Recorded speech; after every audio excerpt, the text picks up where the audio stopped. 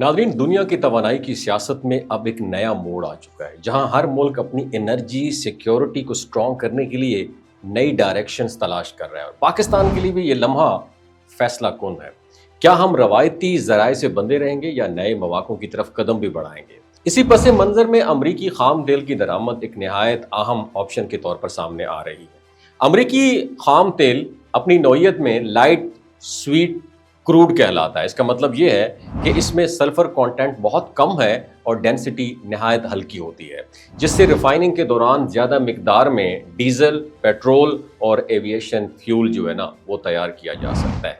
इसके बरक्स खलीजी ममालिक का तेल ज़्यादा हेवी और हाई सल्फर क्रूड होता है। ना सिर्फ रिफाइन करने में महंगा पड़ता है बल्कि इसे कम मयार का फ्यूल भी हासिल होता है।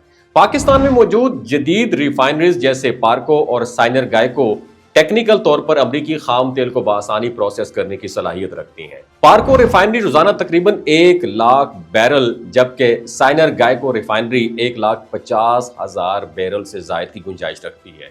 इससे मुल्की प्रोडक्शन में खुद कफालत की राह हमवार हो सकती है। और रूस से जो खाम तेल खरीदा गया था वो हैवी क्रूड था, जिसकी प्रोसेसिंग पाकिस्तान के मौजूदा रिफाइनिंग इंफ्रास्ट्रक्चर के लिए नहायत मुश्किल साबित हुई है। नतीजा क्या निकला? पेट्रोल और डीजल की पैदावार कम, जबकि फर्नेस ऑयल की मिकदार ज्यादा गैर जरूरी हद तक ज्यादा निकली है। और पाकिस्तान में फर्नेस ऑयल की डिमांड महदूद होने की वजह से वो स्टॉक नुकसान पर बैरून मुल्क बेचना भी पड़ा। और यही वो पॉइंट था जहां रूसी मुआहदा माशी तौर पर नाकाम ठहरा।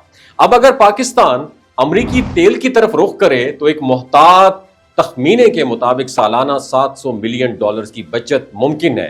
और इसकी बड़ी वजह यह है कि लाइट क्रूड से बेहतर यील्ड रेशो हासिल होती है, यानी कम खाम तेल से ज्यादा पायदार ईंधन पैदा होता है। और इसके साथ साथ अमेरिका के साथ बायलैटरल ट्रेड में भी तवाज़ुन पैदा होगा, क्योंकि पाकिस्तान इस वक्त अमेरिका से तकरीबन $3 अरब का तिजारती फायदा हासिल कर रहा है। यकीनन अरब दुनिया के साथ साथ हमारे ताल्लुकात तारीखी, मजहबी और माशी तौर पर गहरे हैं।